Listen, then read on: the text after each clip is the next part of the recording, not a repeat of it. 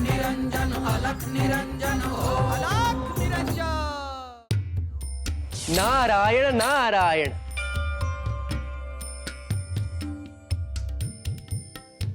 प्रणाम मुनिवर।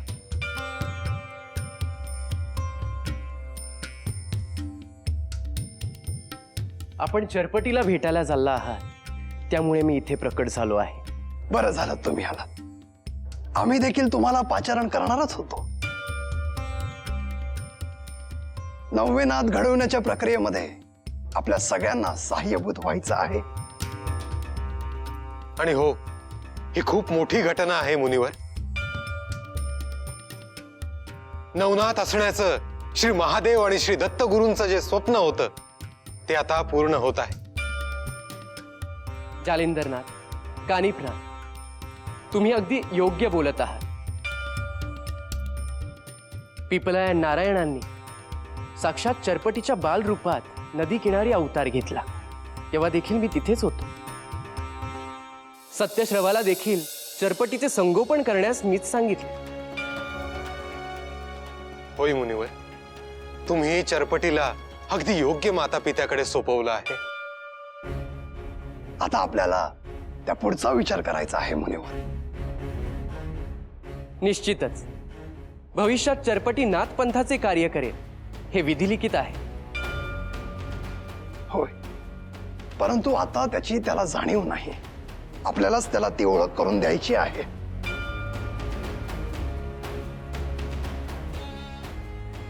या नाथ संप्रदायाच्या महान कार्यामध्ये मी काय कार्य करावे अशी इच्छा आहे। गुरु श्री मच्छिंद्रनाथांचा आपल्याला संदेश आहे। आपण काही काळ चरपटी सोबत थांबावं।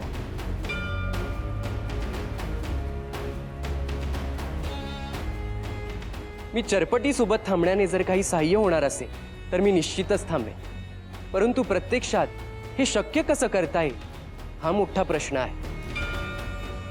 मुनिवर, आपल्यासाठी काय अशक्य आहे? हो, परंतु मी तिथे थांबलो तर अवतीभवती सर्व लोकांना ते समजणार, आणि शिवाय असं मी लोकांमध्ये थांबू शकत नाही। मुनिवर, आपण रूप बदलून राहावं अशी योजना आहे। आपण चरपटीचा सखा म्हणून त्याच्या सोबत राहा। सध्या त्याला स्वतःची ओळख करून देणारा, त्याच्या भाषेत बोलणारा लहान मुलगा सखा म्हणून हवा आहे, जो त्याच्याशी बोलेल आणि बोलता बोलता त्याला एका विशिष्ट दिशेला घेऊन जाईल। तुम्ही त्या रूपात त्याला भेटा, त्याच्याशी मैत्री करा आणि मग हळूहळू एक एक गोष्टीची त्याला जाणीव करून द्या। ही उत्तम कल्पना आहे, परंतु माझा एक नियम आहे, एका ठिकाणी मी जास्त काळ थांबू शकत नाही। रोज रात्री तुम्ही वनामध्ये यायचं, निमित्त करून गावाबाहेर पडायचं। तुम्ही असं जंगलाच्या आतमध्ये राहता असं सांगू शकता। हरकत नाही, मी चरपटी सोबत राहीन, परंतु त्यापूर्वी अशी कल्पना त्याला देऊन ठेवा, म्हणजे त्याच्या मनाची तयारी होईल। होय मुनिवर, तुम्ही त्याविषयी निश्चिंत राहा। येतो मी। नारायण नारायण।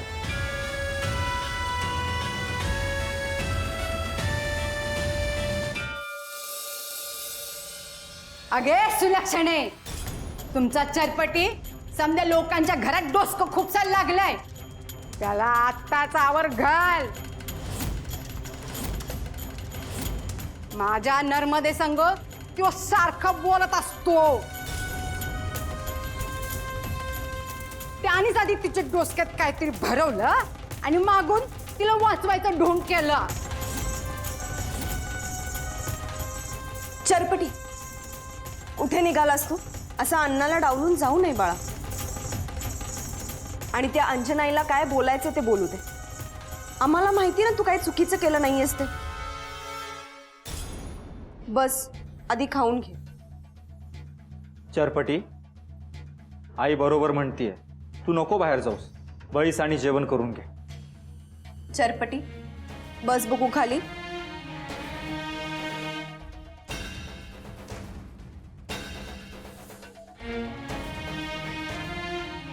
अगं आई, मी नर्मदाताईला असं काय म्हणायला नाही. अंजनाई खोटं बोलत आहे. हो रे, तुझं बरोबर आहे. आम्हाला ठाऊक आहे ना. पण आता तू एक गोष्ट लक्षात ठेवायची, त्या अंजनाईपासून आपण लांबच राहायचं. चरपटीला आधी नीट समजावून सांग. माझ्या घरच्या गोष्टी मी बघून घेईन. त्याने शानपणा करायची गरज नाही. माझ्या लेकीचं काय करायचं ते म्या ठरवीन.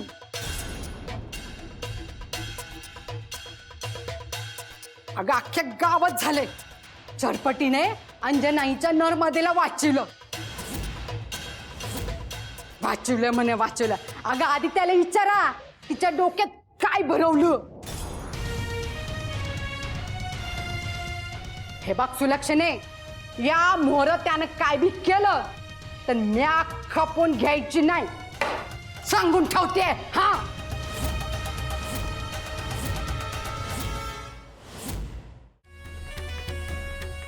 जिला कधी या घराचा उमरा ओलांडू दिला नाही, ती आज या घरात आली. आपला पाण उतारा केला, तोही आपल्या तोंडावर. आणि हे सगळं कोणामुळे? तर त्या तुमच्या लाडक्या चरपटीमुळे. देव देवस्की लिंबू दोरा करणारी ती म्हातारी आज या घरात येऊच कशी शकली? अगं सुलक्षणा, चरपटी फक्त निमित्त आहे. त्या अंजनाईला कोणाच्या घरात घुसायला कारण लागत नाही. हो अण्णा, चरपटीचा आता अति होते, त्याच्यामुळेच आपल्या घरात ही इडापिडा यायला लागली. चंद्र आणि सत्यश्रवा त्याचे लाड काय कमी करत नाहीये. हो, असं कसं म्हणता हो तुम्ही? उलट सगळं गाव आपल्या चरपटीचं किती कौतुक करतंय. आणि आज जर चरपटीने नर्मदाचा जीव वाचवला नसता ना, तर हीच अंजनाई स्वतःचं डोकं बडवून घेत बसली असती. तुम्ही पाहिलं ना, इतर कोणाची हिंमत तरी होत होती का नर्मदाला वाचवण्याची? रुक्मिणी, तू फारच कड घेतेस त्या चरपटीची. एक दिवस तुझ्या अंगलट येईल ना, तेव्हा समजेल तुला. आणि तुलाच नाही, ज्यांनी त्या चरपटीला या घरात ठेवून घेतलं ना, त्या सगळ्यांना एक दिवस पश्चात्ताप होईल. माझे शब्द ध्यानात ठेवा तुम्ही.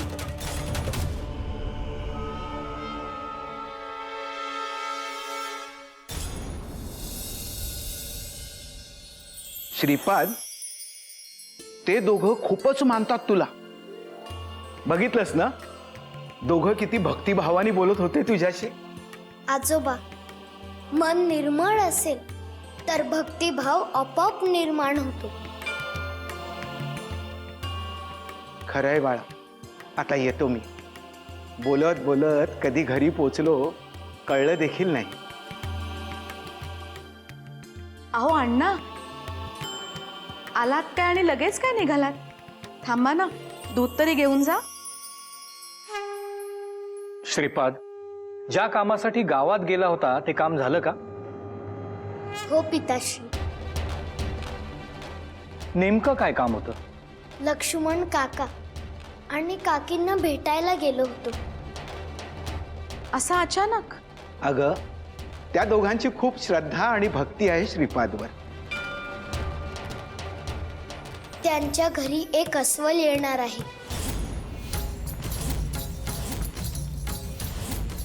अस्वल म्हणजे?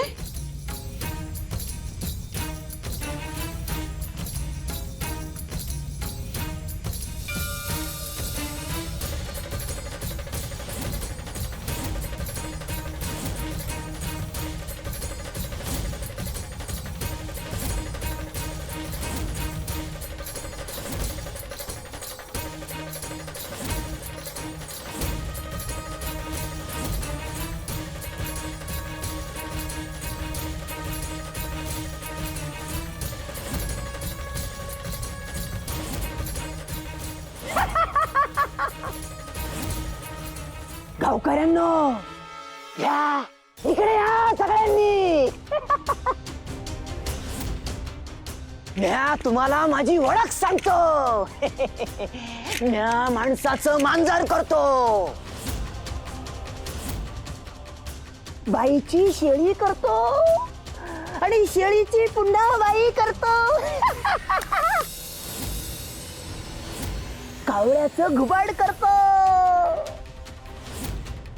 घुबडाचं उंदीर करतो आणि मग ते उंदीर मांजराला खायला देतो.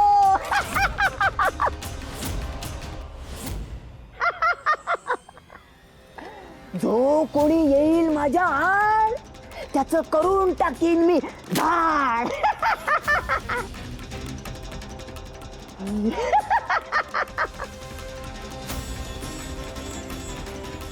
माझा प्रताप तुम्हाला माहित नाही.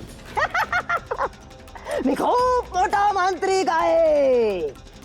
या गावातून मला कुणा एकाला तरी घेऊन जायचंय. माझ्या देवानी माझ्या गुरुनी मला सांगितलंय ते एक जण आहे, त्याला संगती घेऊन ये. आता तो कोण आहे काय आहे ते मी बघतो.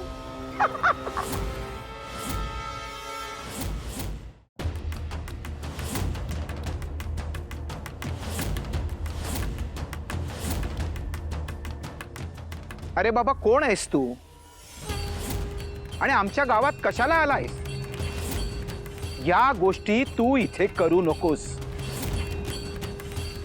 तुझ्यासारखे खूप लोक इथे येऊन गेले पण कोणाचं काहीच चाललं नाही.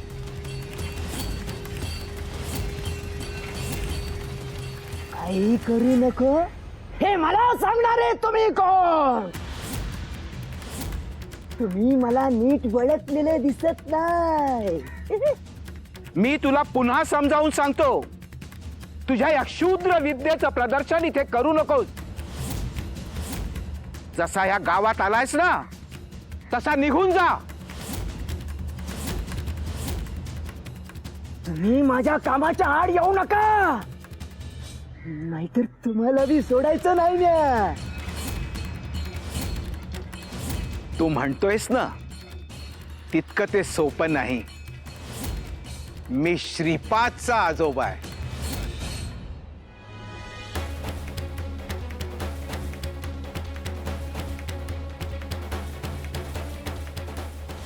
माझ्या शक्ती पुढे कोणी मोठा नाही.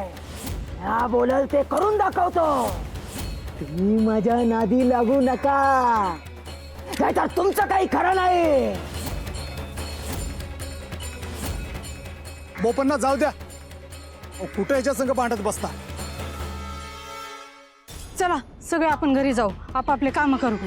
बाप्पांना तुम्ही पण घरी जा. हे बघा गावकऱ्यांनो, तुम्ही तुमच्या कामाला जा. ह्याला काय करायचंय ते करू द्या.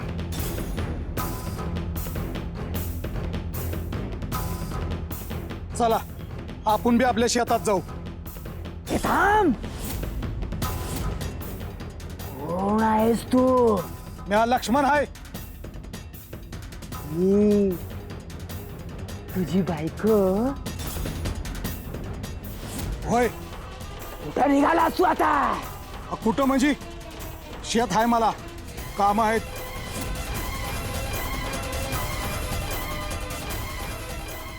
मला जे पाहिजे ते बहुतेक यांच्याकडूनच मिळेल असं वाटतंय.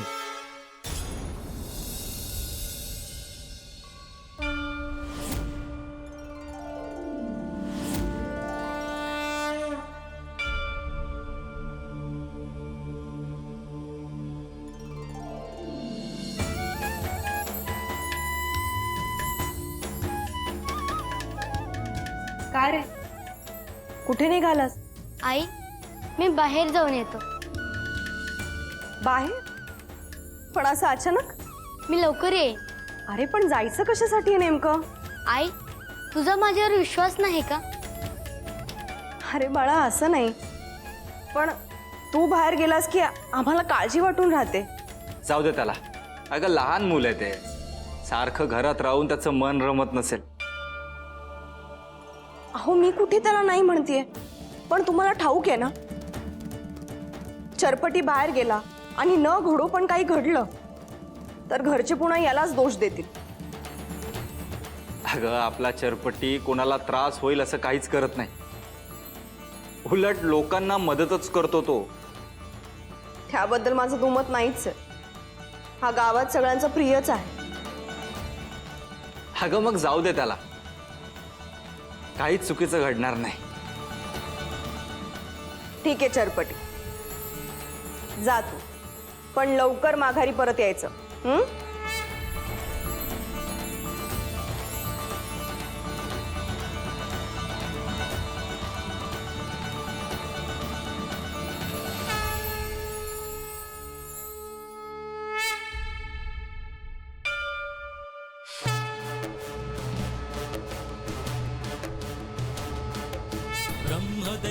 ब्रह्मदेवापदस्पर्शी जन्मला सिद्धयोगी विप्पलायन नारायण अवतरला. तो सिद्धयोगी चरपटीनाथ जाहला.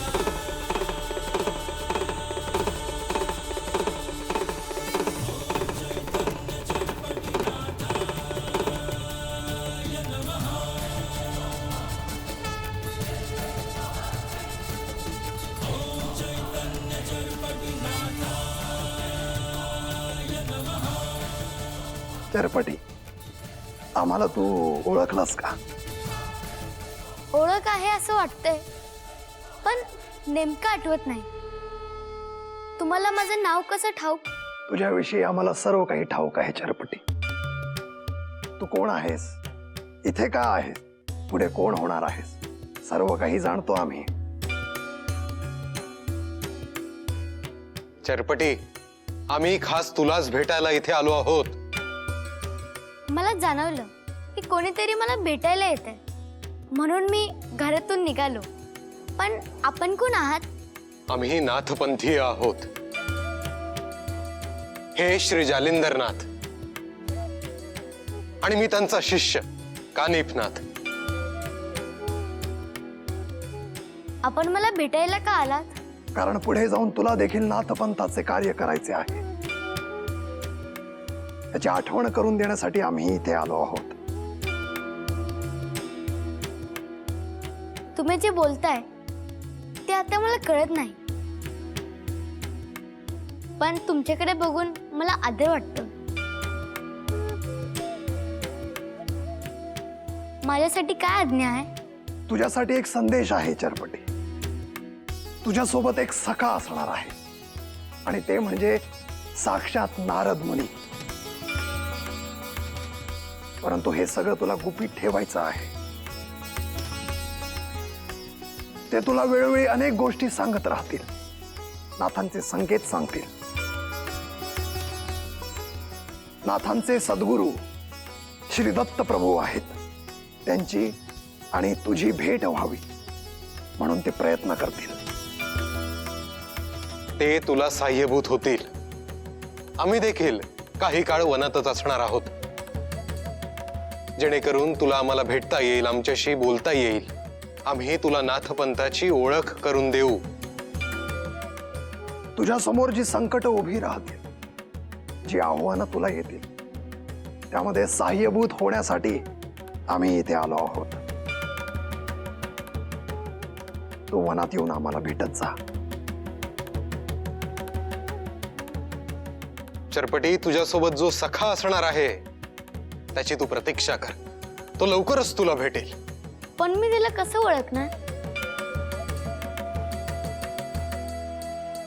चरपटी, ते स्वतःहून तुला हाक मारतील. ते आल्यानंतर तुला वीणेचा आवाज येईल बघ.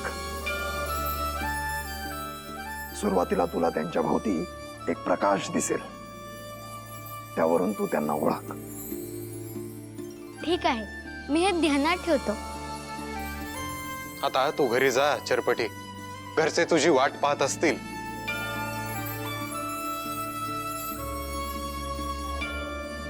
आदेश अलख निरंजन.